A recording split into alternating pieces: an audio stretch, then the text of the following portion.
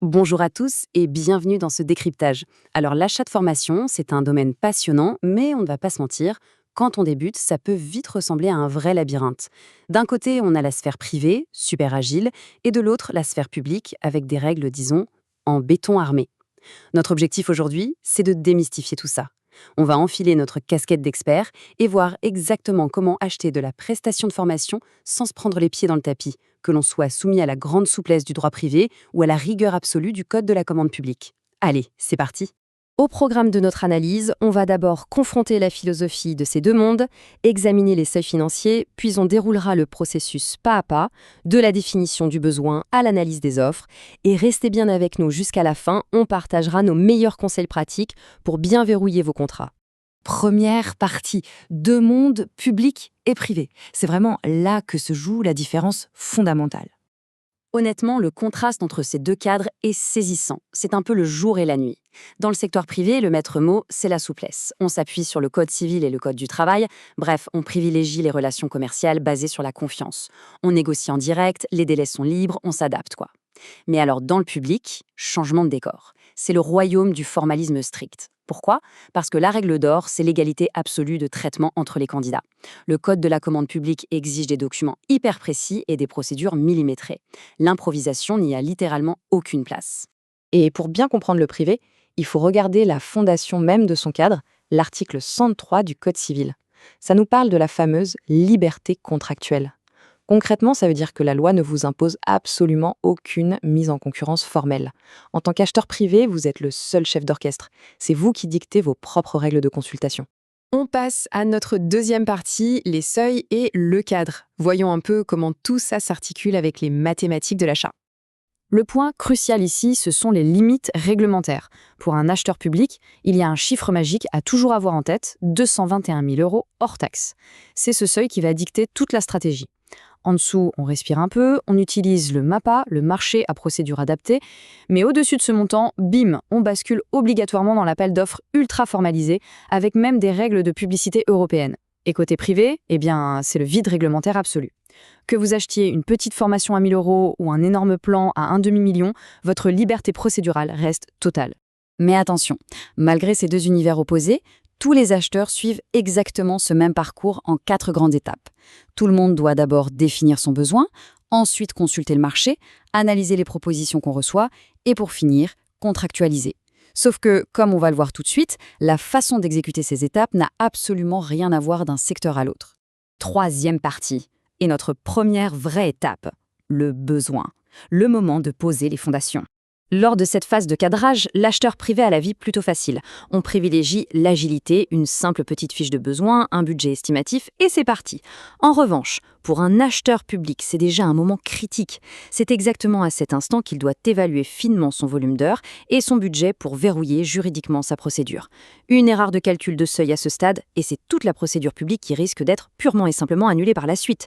Ça met la pression. Quatrième partie, l'étape 2, la consultation. C'est là qu'on s'adresse officiellement au marché. Si vous êtes dans le public, vous allez beaucoup entendre parler du DCE, le dossier de consultation des entreprises. Et ce n'est pas une option, c'est votre bouclier juridique. Il doit obligatoirement inclure un avis de marché pour la publicité, un règlement de consultation qui fixe les règles du jeu au millimètre, un CCTP pour la partie technique et un CCAP pour l'administratif. C'est ce gros dossier qui va garantir la transparence absolue de votre mise en concurrence. Et la façon dont on discute avec les prestataires, ça aussi, ça souligne cette énorme fracture. L'acheteur privé, lui, il a le droit de juste décrocher son téléphone. Il appelle, il négocie de gré à gré pour faire baisser les prix, il ajuste les délais de réponse selon ses urgences, facile. L'acheteur public, lui, il est obligé de tout passer par une plateforme numérique officielle. Chaque question posée par un candidat doit recevoir une réponse écrite, publique, accessible à tous les autres au même moment.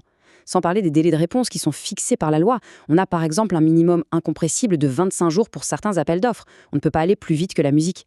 Cinquième partie, on passe à l'étape 3, l'analyse, le fameux moment de vérité. C'est l'instant décisif. Toutes les propositions des organismes de formation sont sur la table, prêtes à être disséquées. Et c'est précisément ici qu'on va voir que les critères de sélection sont totalement divergents selon la sphère dans laquelle on se trouve.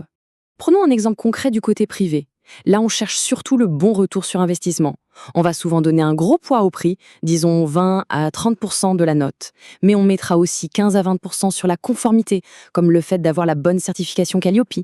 Ensuite, on évalue la pédagogie en interne. Et la vraie magie du privé, c'est que cette grille de notation, vous n'avez absolument aucune obligation de la divulguer publiquement à l'avance. C'est votre recette secrète. Dans le public, on oublie la recette secrète. Le processus est d'une rigueur absolue. Avant même de lire la proposition pédagogique, on doit d'abord éliminer d'office les offres incomplètes, hors délai ou anormalement basses. Ensuite, pour la notation, on doit appliquer strictement au point près les critères qui ont été publiés noir sur blanc dans le règlement de consultation des semaines plus tôt. Impossible de changer d'avis en cours de route. Et tout ça finit par un rapport d'analyse extrêmement formel qui justifie chaque note et qui passera souvent devant une commission d'attribution. Mais attention, il y a quand même un terrain d'entente crucial entre ces deux mondes. Que vous soyez une multinationale ou une petite mairie, si le financement de votre formation utilise des fonds mutualisés, comme un OPECO ou le CPF, c'est votre responsabilité de vérifier que le prestataire détient bien la certification Calliope. C'est la garantie qualité de l'État. Sans Calliope, c'est simple, pas de financement externe possible. C'est vraiment la ligne rouge universelle de l'achat de formation, peu importe votre secteur. 6e et dernière partie, nos conseils finaux d'experts. Des astuces concrètes pour bien terminer tout ça. L'aboutissement de votre contrat, c'est surtout une leçon de gestion du temps. Un petit conseil concret, dans le privé, attendez-vous à ce que ça aille très vite. Vous choisissez votre prestataire, vous signez une petite convention de formation et l'action peut démarrer presque le lendemain. Dans le public, c'est complètement l'inverse. Il faut impérativement anticiper. Avant de pouvoir signer, vous devez inclure ce qu'on appelle un délai de standstill. C'est une période de pause obligatoire pour permettre d'éventuels recours des candidats qui ont perdu. Et au-delà de 40 000 €, il faudra même publier un avis d'attribution pour vraiment clôturer le dossier. Tout cela nous amène à une réflexion finale assez captivante. L'astuce d'expert pour bien choisir sa méthode? Même si une entreprise privée n'y est pas obligée, elle a en fait tout intérêt à s'inspirer fortement du public. Rédiger un cahier des charges rigoureux et des critères transparents, ça permet de super bien structurer vos gros achats et de garantir votre objectivité. Alors, qu'est-ce qui donne les meilleurs résultats pour l'apprenant au final? Est-ce que c'est la grande agilité du privé, qui permet de faire du sur-mesure ultra rapide, ou bien cette fameuse rigueur du public, qui impose la qualité par la procédure? C'est vraiment une question stratégique à vous poser lors de l'élaboration de votre prochain plan de développement des compétences. Merci beaucoup d'avoir suivi cette analyse avec nous et à très bientôt pour décrypter de nouveaux enjeux professionnels.